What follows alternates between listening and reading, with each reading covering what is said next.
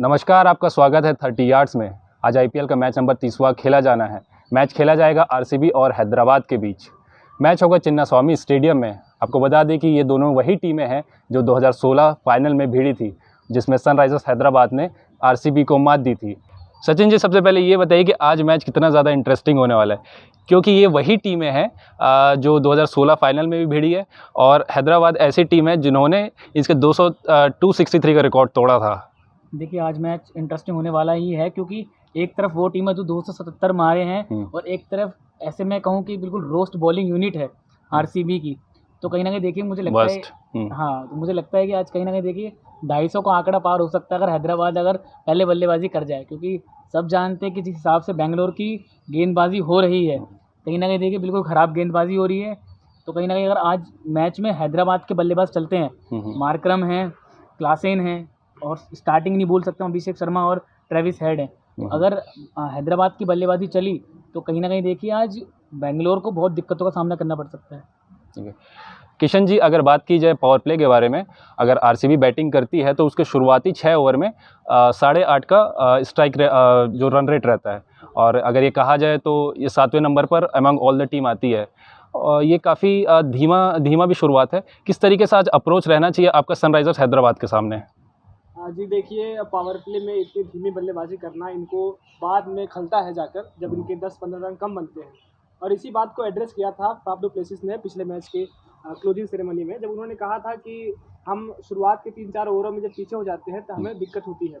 हमें देखने को मिल सकता है कि विराट कोहली जो फिर फाफ डू प्लेसिस, दोनों में एक बल्लेबाज जो हमेशा से थोड़ा टाइम लेते हैं अपने शुरुआती कुछ मोमेंट्स में, वो हमें लगता है कि आज नहीं देखने को मिलेगा। और आज दोनों बल्लेबाज हैं वो खुल के बल्लेबाजी करेंगे, क्योंकि ग्राउंड छोटा है और अब खोने के लिए कुछ बचा नहीं आपके पास। एक टाइम होता है कि अगर आप 3-4 मैच में ख़राब खेल रहे हैं तो चलिए अभी टाइम है। अब आज 6 मैच हो चुके हैं, आज उनका सीज़न का बिल्कुल एकदम हाफ पे स्टेज है, और अगर अब वो जो फियरलेस अप्रोच है, प्ले बोल्ड है, वो नहीं दिखाएं तो फिर वो आज मुश्किलों में पड़ सकते हैं और टूर्नामेंट यहीं पर उनके लिए ख़त्म हो सकता है। ठीक है, किशन जी ने जैसे बताया कि जिस तरीके से वो बैटिंग कर रहे हैं वो काफ़ी धीमा है, और उनको तेज़ी से शुरुआत करने की ज़रूरत है। इससे पहले आपको मैं एक स्टैट बता दूं कि दोनों टीमों ने एसआरएच ने 5 मैच खेले हैं, तो उसमें अभी तक 3 उनकी जीत हुई है, और वो चौथे नंबर पर अंक तालिका पर है। तो वही अगर आरसीबी की बात की जाए तो उन्होंने 6 मैच खेले हैं इस टूर्नामेंट में, जिसमें सिर्फ और सिर्फ एक ही जीत मिली है, और अंक तालिका में सबसे आखिरी नंबर पर है। ये बताइए कि सचिन, जो आरसीबी के ओपनर्स है वो स्पिनर्स के खिलाफ जब पावर प्ले रहता है या फिर जब मिडल ओवर आता है तब काफ़ी धीमे लगते हैं, और जिस तरीके से इनकी टीम है एसआरएच की, उनमें काफ़ी ज़्यादा स्पिनर्स है, ऑप्शन ज़्यादा है उनके पास। किस तरीके से आज उनको टैकल करना चाहिए? देखिए, आज अगर देखा जाए तो चिन्नास्वामी पे लास्ट टाइम जो मैच हुआ था स्पिनर्स को इतनी मदद नहीं मिली थी। तो आज देखिए कहीं ना कहीं हैदराबाद के स्पिनर्स हावी रह सकते हैं, क्योंकि आरसीबी की देखिए जो बैटिंग यूनिट है कहीं ना कहीं देखिए मिडल ओवर में बिल्कुल सहम सी जाती है। और देखा जाए तो ना तो मैक्सवेल फॉर्म में है ना, कोई बल्लेबाज आरसीबी का कोहली के अलावा नहीं चल रहा है। पिछले मैच में भले ही फाफ डू प्लेसिस ने रन मारे, पर कहीं ना कहीं देखिए आज हैदराबाद के पास एक मौका होगा कि शुरुआत में स्पिनर्स को ला के और आरसीबी पर शुरुआत से ही नकेल कस दी जाए और उसको बड़ा स्कोर करने में ना तब्दील किया जाए। तो आज शुरुआत से हम देख सकते हैं कि आज शुरुआती पावर प्ले में स्पिनर्स का इस्तेमाल कर सकती है हैदराबाद। ठीक है, ये बताइए किशन जी कि पिछले मैच में जब विल जैक्स टीम में आए हैं, तो कहा यह जाता है कि विल जैक्स ज़्यादातर अपने टीम के लिए ओपनिंग करते हैं, लेकिन यहाँ पर माजरा अलग है। आपको ओपन करते हुए विराट कोहली दिखेंगे या फाफ डू प्लेसिस दिखेंगे? क्या हम दोनों में से एक ऐसा ऑप्शन चूज़ कर सकते हैं कि विल जैक्स को हम या तो फाफ डू प्लेसिस के साथ भेजें या तो विराट कोहली के साथ भेजें, और एक को नीचे आ जाए? क्या ऐसा ऑप्शन आरसीबी के लिए आज अच्छा हो सकता है? जी देखिए, अगर हम कुछ साल पहले की बात कर रहे होते तो हम ये कहते कि विराट कोहली नंबर 3 पर खेल लेते, लेकिन जिस तरह का एक माहौल बना है और जिस तरह से विराट कोहली अपने बल्लेबाजी को लेके जाने जाते हैं, वो पावर प्ले का फ़ायदा उठाने की कोशिश करते हैं, और जब पावर प्ले ख़त्म होता है तो थोड़ा वो स्लो डाउन करते हैं। ऐसे में अगर चलिए आपकी बात ठीक है, अगर जैक्स को ऊपर भेजते हैं तो एक फ़ायदा होता है, लेकिन उसके बाद आपकी जो बल्लेबाजी है विराट कोहली, उनको 3 नंबर पे उतनी मदद नहीं मिलेगी इस पिच पे जो वो आगे बढ़ पाए अपनी पारी को लेके, वो फंस जाते हैं स्पिनर के खिलाफ। और इसलिए मुझे नहीं लगता कि फैफ डू प्लेसिस को भी नीचे आने का मौका मिलेगा, क्योंकि वो भी उसी शैली के बल्लेबाज हैं। हम यही दिक्कत रही इस टीम की कि एक रिजिड स्ट्रक्चर है जिसमें वो फंस चुके हैं और ज़्यादा कुछ ऊपर नीचे कर नहीं सकते सिवाय नंबर 3-4 को ऊपर नीचे करने के। तो जैक्स अभी उनको एक ही मैच हुआ है आए, और अच्छे खिलाड़ी हैं, वो पेस को अच्छा मारते हैं, स्पिन को अच्छा मारते हैं। तो हमें थोड़ा देखना चाहिए कि नंबर 3 पे अगर वो ओपनिंग अच्छा कर सकते हैं तो नंबर 3 पे भी अच्छा खेल सकते हैं, तो फ्लेक्सिबिलिटी उनमें नज़र आती है। तो जी यही सवाल मैं आपसे करूंगा सचिन, कि जब प्लेयर कोई T20 में खेलता है तो उसके रन्स कम देखे जाते हैं, लेकिन T20 में इंटेंट ज़्यादातर देखा जाता है। और जिस तरीके से उन्होंने 2 चौके मारे, उस 2 बाउंड्री मारी, उनके में इंटेंट दिख रहा था। क्या वो नंबर 1 के प्लेयर हो सकते हैं ओपनिंग में? देखिए, मैं बिल्कुल आपसे सहमत हूँ कि उनको ओपनिंग कराई जानी चाहिए मैनेजमेंट को, क्योंकि देखिए कोहली और अगर डू प्लेसी देखे जाएँ तो दोनों इस IPL में एक ही शैली में खेलते नज़र आए हैं। शुरुआत में समय ले रहे हैं और देखिए कहीं न कहीं आखिर में जाके RCB के लिए खतरा बन ही रहा है, क्योंकि टीम कहीं न कहीं 20-30 रन पीछे रह जा रही है। अब देखे जाएँ टीम दूसरी में अगर गेंदबाजी करते हार रही है तो कहीं न कहीं 20 से 30 रन पीछे है। तो मुझे लगता है कि अगर उनको ओपनिंग कराई जाएगी तो शुरुआत में वो पावर प्ले का फ़ायदा उठाएँगे और टीम को वो आखिर में मदद मिलेगी, क्योंकि अगर ओपनिंग तेज़ी से करते हैं तो टीम मिडल ओवर में क्या है कि अगर इतने विकेट भी खोएगी तो ओपनिंग अगर जो उनकी अच्छी रही है तो एंड में उनको फ़ायदा मिलेगा। अब मैचों में देखा जा रहा है कि ओपनिंग अच्छी हो नहीं रही, पावर प्ले का इस्तेमाल कर नहीं पा रहे हैं, क्योंकि कभी डू प्लेसी और कोहली में से होता है कि कोई ना कोई अपनी विकेट पावर प्ले में दे जाता है। तो अगर हम विल जैक्स को ओपनिंग कराते हैं तो पावर प्ले का एक अच्छा इस्तेमाल होगा और आखिर में जाके मदद किसके साथ उतरना चाहिए उनको डू प्लेसी का उतरना चाहिए और कोहली को नंबर 1 डाउन खिलाना चाहिए। लेकिन मेरा सवाल आपसे है, क्योंकि विराट कोहली का आप नंबर 3 पे खिला रहे हैं, लेकिन ऐसा नहीं है कि कोहली पहली बॉल से नहीं मार सकते। इनफैक्ट कि राजस्थान के खिलाफ जब एक मैच हुआ था, बारिश से प्रभावित हुआ था, कोहली ने वरुण एरन को 2 बॉल पे 2 छक्के मारे थे, बिल्कुल मैच की पहली 2 बॉल पे। वो भी एक रिकॉर्ड है, आज तक किसी ने ऐसा नहीं किया। तो आपको लगता है कि पोजीशन चेंज करने से ज़्यादा ज़रूरी है माइंडसेट चेंज करना? देखिए, उस मैच के बाद भी कुछ ऐसा रिकॉर्ड नहीं बना कि उन्होंने दोबारा उसको दोहराया हो, है ना? वरुण एरन को 2 पे 2 पे छक्के मारे, मुझे लगता है कि उसके बाद वो कभी और समा वो आया ही नहीं कि वो दूसरी बार और दोहरा पाए हों। अब देखिए RCB का कुछ बचा नहीं है, आपने जैसे कहा कि आधा टूर्नामेंट बीत चुका है, तो टीम को कुछ ना कुछ देखिए, एक मुझे लगता है कि एक दाँव खेलना होगा और टीम की गेंदबाजी जैसे डू प्लेसी ने आखिरी मैच में कहा कि उनके पास वेपन्स नहीं है, तो वेपन्स के लिए मुझे लगता है कि टीम को एक दाँव खेलना होगा विल जैक्स को ओपनिंग करा के, और अगर वो शुरुआत में रन बनाने में कामयाब होते हैं तो ये RCB के लिए गुट्टी का प्रयोग होगा कि उनके पास 30 से 40 रन एक्स्ट्रा बन जाएंगे, जिससे वो उनको मदद मिलेगी। क्योंकि ओपनिंग ही देखें तो ओपनिंग इतनी कारगर नहीं हो रही RCB की। कभी कोहली, पिछले मैच में कोहली सस्ते में आउट हो गए, उससे पहले डू प्लेसी आउट हो गए, तो ये उनका ओपनिंग पेयर ही मैं कहूँगा कि थोड़ा सा वजह ज़्यादा है, क्योंकि टीम का मिडिल ऑर्डर पर थोड़ा सा दबाव पड़ता है ओपनिंग के कारण। ठीक है, मैं आपको आप दोनों को ये बता दूं कि जब डू प्लेसी से पूछा गया कि क्या गलतियां हो रही है, तो उन्होंने यही कहा कि जो बॉलिंग यूनिट है, हमारे पास उतने वेपन्स नहीं है। उसके बाद उन्होंने ये कहा कि देखिए जो बॉलिंग यूनिट के ऊपर जो प्रेशर आ रहा है, उसका इनडायरेक्टली हमारे ऊपर भी आ रहा है। हम बैट्समैन के ऊपर इतना ज़्यादा प्रेशर आ रहा है कि आपको ज़्यादा से ज़्यादा रन्स बनाने, ताकि बॉलर्स को कुशन मिल सके। आपको बता दूं कि अगर ये ऑप्शन अगर अपनाया जाता है आगे आने वाले मैचों में या फिर आज के मैच में, तो अगर साउथ अफ्रीका के डू प्लेसिस की बात की जाए तो उन्होंने 3 नंबर पर 1300 के आसपास के रन बनाए हैं और उनका एवरेज था 40 का। तो वही अगर विराट की बात की जाए तो भारत के लिए खेलते उन्होंने 3000 रन 3 नंबर पर बनाए हैं। अगर बात की जाए विल जैक्स पर, क्या विल जैक्स जो पिछले मैच में विल जैक्स आए हैं कैमरन ग्रीन की जगह, वो आ सकते थे मैक्सवेल की भी जगह। हमने पिछले कुछ मैचों में देखा है कैमरन ग्रीन ने इंटेंट दिखाया है और शुरुआत किया है, भले वो शुरुआत करके वो बड़ी पारी में कन्वर्ट नहीं कर पाए हैं, लेकिन क्या ये जायज़ था या कोई अच्छा ऑप्शन था कि आप कैमरन ग्रीन की जगह विल जैक्स को ला रहे हैं, या फिर एक मैक्सवेल भी एक ऑप्शन हो सकते थे? जी देखिए, RCB जिस तरह की फ्रेंचाइजी रही है हमेशा से, वो ब्रांड के पीछे ज़्यादा भागते हैं और क्वालिटी प्लेयर्स के पीछे वो नहीं लगते। और रही बात मैक्सवेल की, तो हमें पता है कि भले उनका 4-5 मैच इस सीज़न अच्छा नहीं गया, लेकिन जिस शैली के बल्लेबाज हैं वो, अगर एक बार उनकी जो बैट से बॉल टकराने शुरू हो गई, तो हमें नहीं लगता कि इस वर्ल्ड क्रिकेट में इस वक्त उनसे डिस्ट्रक्टिव बल्लेबाज बस कुछ ही होंगे, उससे ज़्यादा नहीं होंगे वो।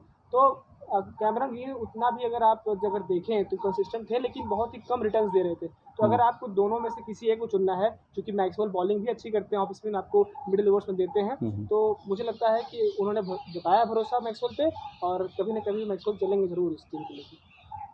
ठीक है, और वो इसी सीजन चले तो टीम के लिए ज़्यादा बेहतर होगा। मुझे लगता है कि मैक्सवेल को इसलिए भी रखा गया क्योंकि उनके बॉलिंग लाइनअप के एक मेन स्पिनर है वो, और कोई इनके पास हाँ, यही रीज़न है कि RCB का कोई गेंदबाजी है नहीं स्पिनर्स को लेके।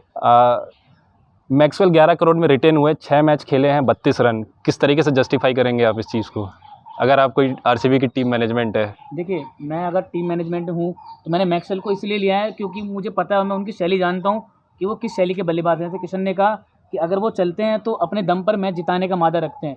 आपको याद होगा वर्ल्ड कप का अफगानिस्तान वाला मैच, तो देखिए उनकी शैली पता है। वो पिछले सीज़न भी अगर खेले हैं तो पिछले सीज़न और अच्छा खेले थे। तो ये खिलाड़ी में उतार चढ़ाव आता रहता है और मैनेजमेंट इस बात को समझ रही है, इसलिए उनको मौके दिए जा रहे हैं।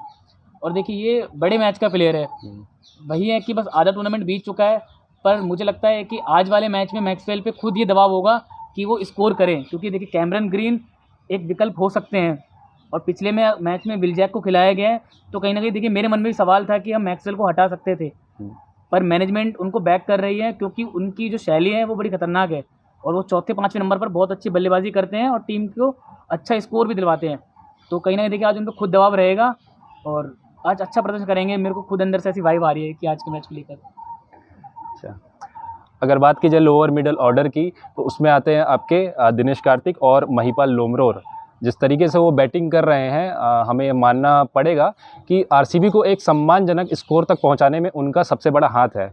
लेकिन मेरा जो सवाल है किशन, इस टूर्नामेंट से नहीं है, वो आगामी T20 वर्ल्ड कप से है। जिस तरीके से दिनेश कार्तिक इस टूर्नामेंट में खेल रहे हैं और जिस तरीके से जो रोहित शर्मा ने जो बैंटर हुआ एक तरीके का हेल्दी और जो मजाकिया तौर पर कि वर्ल्ड कप इसके दिमाग में है, कितना बड़ा एक ऑप्शन है आपके पास दिनेश कार्तिक और ऋषभ पंत? अगर आप किसी दोनों में से एक को चुनना चाहेंगे जो मेन स्क्वाड में खेले, वो कौन होंगे वो?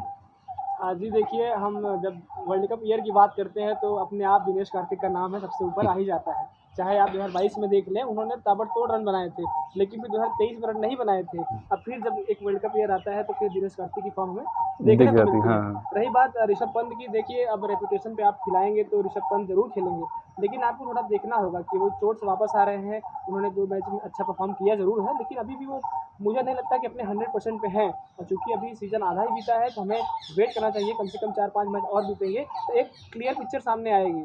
लेकिन अगर कार्तिक की बात करें तो चूँकि उनका ये आखिरी IPL है, उसके बाद हमें वो देखने को नहीं मिलेंगे। और जिस तरह इस IPL की बात कर लें अगर, 190 का स्ट्राइक रेट शायद उनका है। हाँ। और वो सबसे ज़्यादा स्ट्राइक रेट है किसी विकेट कीपर बल्लेबाज का इस सीज़न। तो कहीं ना कहीं कार्तिक ने अपनी तरफ से वो पूरी कोशिश की है कि उनको टीम में जगह दी जाए। और अगर आप ऋषभ पंत के भारतीय टीम के भी आंकड़े देखें तो उतने खास है नहीं, टू बी ऑनेस्ट, की 66 मैच खेले हैं और 22-23 का एवरेज है और 125 का स्ट्राइक रेट है। तो अगर आप एक लॉजिकल टीम बना रहे हैं जो एक वर्ल्ड कप जीतने की उम्मीद लेके जा रहे हैं आप, तो दिनेश कार्तिक उस अंतिम एकादश में शामिल होने चाहिए। ठीक है, अगर आंकड़ों की बात की जाए तो दिनेश कार्तिक और ऋषभ पंत ने इस टूर्नामेंट में दोनों ने 6-6 मैच खेले हैं। दिनेश कार्तिक ने 150 के करीबन रन बनाए हैं और 190 का स्ट्राइक रेट है, और ये इसलिए कम है क्योंकि वो निचले नंबर पर खेलते। तो वही अगर ऋषभ पंत की बात की जाए तो चौथे पाँचवें तक वो आ जाते हैं। उन्होंने 194 रन, लगभग 200 के आसपास रन बना चुके हैं और 150 के आसपास का उनका स्ट्राइक रेट है। सचिन, ये बताइए कि जो डुप्लेसिस ने कहा कि हमारे पास बॉलिंग ऑप्शन नहीं है, हम शुरुआती के 6 ओवर या फिर शुरुआती के 4 ओवर में ही गेम हार जाते हैं। आज किस तरीके से इनकी एक प्लानिंग होनी चाहिए, वो भी एक पावर पैक्ड SRH के सामने, जहां पर आपके पास क्लासेन है, आपके पास ट्रेविस हेड और अभिषेक शर्मा है, किस तरीके का इनका प्लानिंग होना चाहिए? देखिए, कहीं ना कहीं डुप्लेसिस की बात सही है, क्योंकि अगर आप जब आरसीबी पहले बल्लेबाजी कर लेती है तो 180 से 190 के बीच स्कोर खड़ा कर देती है, बट पावर प्ले में आरसीबी की शुरुआत इतनी खतरनाक रहती है, बॉलर्स शुरुआत में रन लुटा देते हैं कि फिर। अच्छा, बॉलर्स की बात कर रहे हैं? हाँ, मैं बॉलर्स की बात कर रहा हूँ कि शुरुआत में ही इतने रन लुटा देते हैं कि आने के बाद जो उसके बाद पावर प्ले के बाद जो गेंदबाज हैं उनके पास मैच को बचाने, उनके पास कुछ नहीं बचता कि वो किस तरह की गेंदबाजी करें, वो नहीं समझ पाते हैं। क्योंकि पावर प्ले एक मेन हिस्सा रहता है किसी भी गेंदबाजी यूनिट का। अगर 6 ओवर में आप जितने कम रन खर्चेंगे और अगर आप पावर प्ले में विकेट लेंगे तो आने वाले गेंदबाजों के लिए एक अच्छा प्लेटफॉर्म तैयार हो जाएगा। और कहीं ना कहीं देखिए, मुझे लगता है कि टीम में लॉकी फर्ग्यूसन की अगर जगह शामिल करते हैं तो एक बॉलिंग यूनिट में एक मजबूती आएगी। और देखिए, करण शर्मा को भी मुझे लगता है स्पिन यूनिट में शामिल करना चाहिए, क्योंकि सौरभ चौहान को खिला रहे हैं और सौरभ चौहान को एज ए बॉलर तो कारगर इतने साबित नहीं हुए हैं। तो अगर एक स्पिन यूनिट में करण शर्मा शामिल होते हैं तो टीम में धार आएगी, क्योंकि सिराज का देखिए इतना अच्छा स्पेल जा नहीं रहा। सौरभ चौहान के बारे में बता दूं कि उन 2 मैच खेले, दोनों में उनको बॉलिंग नहीं मिली है। हाँ, उनको बॉलिंग नहीं मिली है। तो अगर आप गेंदबाजी भी उनसे नहीं करा रहे हैं तो इससे बढ़िया आप करण शर्मा को लाइए। यही चलता रहा तो हमें लगता है कि जो सीज़न ख़त्म होगा तो आईपीएल अब एक ऑरेंज कैप बॉलर्स के लिए भी लाएगा और वो उसमें आरसीबी हर बार नंबर वन नंबर वन आएगी। रहेगी। अगर बात की जाए आरसीबी के बॉलिंग लाइनअप की, तो इस season third worst economy rate से ये उसके लिस्ट में शुमार है। और किशन ये बताइए कि इस सीज़न इन्होंने 19 प्लेयर्स मतलब कि कभी बैठाए हैं, कभी खिलाए हैं, लेकिन तब भी 6 मैचों में एक ही मैच जीत पाई है। मैं बात करूंगा लॉकी फर्गसन की, और दूसरी बात करूंगा कर्ण शर्मा की। क्यों इनको आप मैच में नहीं ला रहे? जब आपको पता है कि लॉकी फर्गसन के पास स्लोअर बॉल्स है, कटर्स है, आप उनको क्यों नहीं खिला रहे हैं? और दूसरे है कर्ण शर्मा, इनका जो पिछला आईपीएल है, अगर पिछले सीज़न का भी देखा जाए तो काफ़ी अच्छा रहा है। तो क्या ऐसी चीज़ें जो इनको टीम में आने से रोक रही है, क्या वो मैनेजमेंट है या फिर कुछ कंडीशंस हो सकती है? हाँ जी, देखिए जो सबसे पहले गलती हुई थी वो ऑक्शन टेबल पे हुई थी। जब आपने, मैं बिल्कुल भी उनसे ये नहीं कहूँगा कि खराब प्लेयर है, लेकिन अज़ारी जोसेफ को आप इतने महंगे में खरीदते हैं तो कहीं ना कहीं ये बताता है कि आपके पास वो थॉट प्रोसेस नहीं है, आप क्या करना चाहते हैं उस प्लेयर के साथ। अब आप उनको लेके आए, आप उन्होंने 2-3 मैच उन्होंने खिलाया, आपने उनको, बड़ा ख़राब उनका प्रदर्शन रहा और हमेशा से मांग उठने लगी कि इनको हटाइए हटाइए हटाइए। तो एक गलती वहाँ हो गई। फिर जब आप लॉकी फर्गूसन की बात आई तो चूँकि रीस टॉपली लास्ट ईयर खेले थे और अच्छा भी किया था उन्होंने, और इस बार भी देखें तो उतना ख़राब उन्होंने किया नहीं है। अगर शुरुआत के ओवर्स में देखें तो उन्होंने रन को रोक के रखा है, लेकिन हालांकि जब बाकी गेंदबाज रन लीक कर रहे होते हैं तो लास्ट में उनके भी रन चले जाते हैं। रही बात करण शर्मा की, तो मेरी समझ से परे है, माफ़ कीजिएगा लेकिन मैं समझा नहीं पाऊंगा, ना ही वो समझा पाएंगे कि जिस तरह के उनके निर्णय रहे हैं। उनके पास आप पूरी प्लेइंग 11 में एक स्पिन गेंदबाज नहीं है जो फ्रंट लाइन हो। आप कैसी टीम बनाना चाह रहे हैं? आप करना क्या चाह रहे हैं एक आईपीएल टीम में जब आपके पास स्पिनर ही नहीं है? आप बाकी सारी टीमों को उठा के देख लीजिए, सबके पास एक ऐसा स्पिनर है जो अपने दम पे मैच जिता सकता है। कई टीमों के पास 2-3 है, लेकिन एक तो किसी पास है ही सबके पास, आरसीबी पास नहीं है। और ये उनकी बड़ी वजह है क्योंकि मिडिल ओवर्स में ना तो पावर प्ले विकेट नहीं आ रहे हैं, और उसी मोमेंटम को जो वो ब्रेक करने की बात आती है कि अगेंस्ट रन ऑफ प्ले बोलते हैं हम, तो वो नहीं हो पा रहा है। और मुझे नहीं लगता कि इनके पास इस सीज़न कोई उसका समाधान है। अगले सीज़न जब मेगा ऑप्शन की बात चलेगी तो भले ही देखते हैं कि इससे बड़ा ब्लंडर करते हैं या फिर इससे कुछ सीख लेते हैं। ठीक है। इनकी बॉलिंग लाइनअप की बात की जाए तो टॉपले बॉल डालते हैं, सिराज बॉल डालते हैं। आज हमें ये हो सकता है कि वैशक भी देखने मिल जाए, क्योंकि उनको ग्राउंड की समझ ज़्यादा है और इसी टीम से खेलते हैं। मैक्सवेल भी डालते हैं, विल जैक्स हो गए जो पिछले मैच में आए हैं, और आकाशदीप। मैं बात करना चाहूँगा, ये आरसीबी के खेमे से आखिरी सवाल है मेरा। मैं बात करना चाहूँगा सिराज की। ये टीम के लिए सिरदर्द बने हुए हैं और साथ ही सेलेक्टर्स के लिए भी सिरदर्द बने हुए हैं, क्योंकि आगामी T20 वर्ल्ड कप के लिए अगर आप इस तरीके से परफॉर्मेंस देंगे, कुछ महीने पहले हमारे जो सिराज थे, मेन बॉलर थे टीम के, लीड कर रहे थे, लेकिन आज वो बिल्कुल ही डिफरेंट दिख रहे हैं। वो ऐसे लग रहे कि जो पिछले 1 या 2 साल पहले जो आरसीबी थी और जिस तरीके के वो सिराज खिला रहे थे, आज वो सिराज मतलब पुराने सिराज दिख रहे हैं, जिस तरीके से वो मार खा रहे थे। वही है कि सिराज अपने 2-3 साल वाले रोल में दोबारा चले गए हैं। 2-3 पहले साल वाले। पिछले वो कमबैक वाला मुझे लगता है कि उनको दोबारा समय लगे कमबैक करने में। और कहीं ना देखिए लाइन लेंथ, मुझे लगता है कि लाइन लेंथ पर वो गेंदबाजी नहीं कर रहे हैं।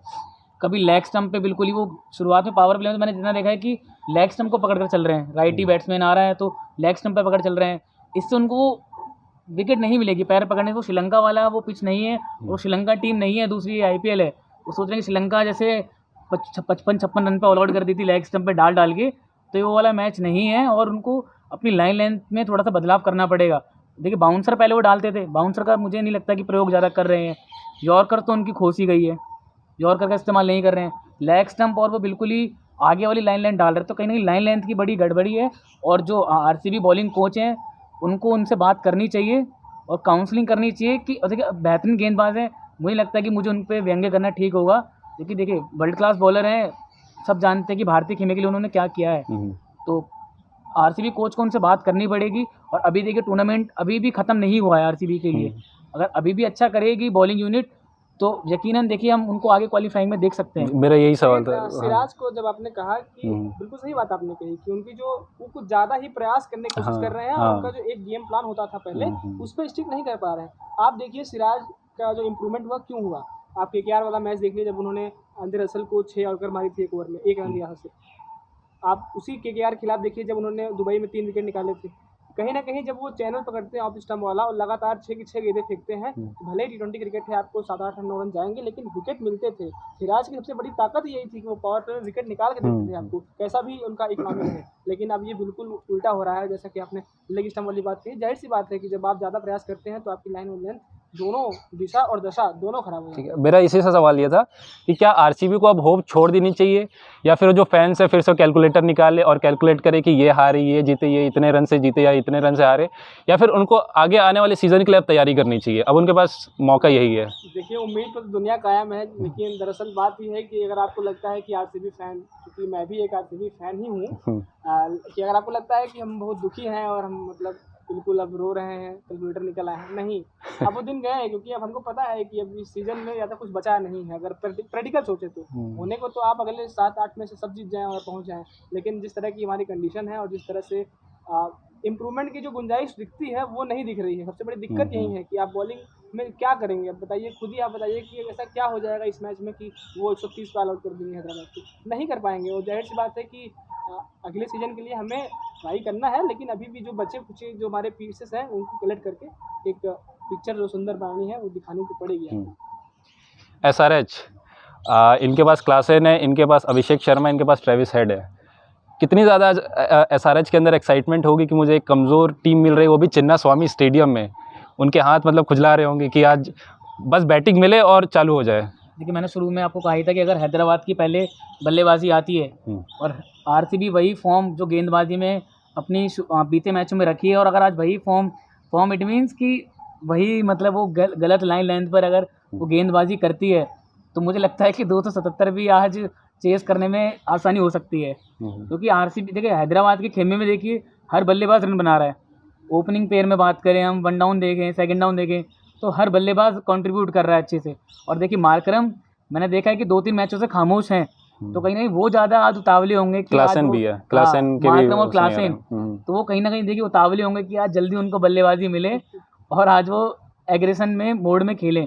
और देखिए, आज आरसीबी को मुझे लगता है कि थोड़े से बदलाव की ज़रूरत है, क्योंकि बदलाव अगर गेंदबाजी में नहीं होंगे तो टीम फिर आगे मैच नहीं जीत पाएगी। क्योंकि बल्लेबाजी देखिए अप टू मार्क हो ही रही है, 180 190 टीम कर ले रही है स्कोर, तो 180 और 190 देखिए स्कोर डिफेंड करा जा सकता है। क्योंकि हम लखनऊ को देखते हैं, लखनऊ 170 160 डिफेंड करती है, तो ये स्कोर डिफेंड करा जा सकता है। और आरसीबी ने देखिए पहले के मैचों में भी करें 180 190 डिफेंड भी करते आई है, तो कहीं ना कहीं बॉलिंग यूनिट में थोड़ा सा चेंज करना होगा आज। पर लेकिन आपने कहा कि लखनऊ डिफेंड करती है, लेकिन लखनऊ की पिच भी काफ़ी अलग हाँ, है अलग चिन्नास्वामी होती है से। कान्हा की। और रही बात हैदराबाद की, भले ही उनकी बल्लेबाजी एक साथ फायर कर रही है, लेकिन गेंदबाजी उनकी भी समस्या है। हाँ। आप देखें तो केकेआर वाला मैच जिसमें क्लासन की हमको पारियां याद आती हैं, लेकिन उसमें गेंदबाजों ने भी 208 रन दिए थे। आप मुंबई वाला मैच देखिए, 270 बनाए, लेकिन गेंदबाजों ने 250 रन दे भी दिए थे। तो ऐसा नहीं है कि वो बिल्कुल कंप्लीसेंट हो जाएंगे कि अब तो जीत ही गए हैं, अब बिल्कुल चद्दर तान के सो जाएं।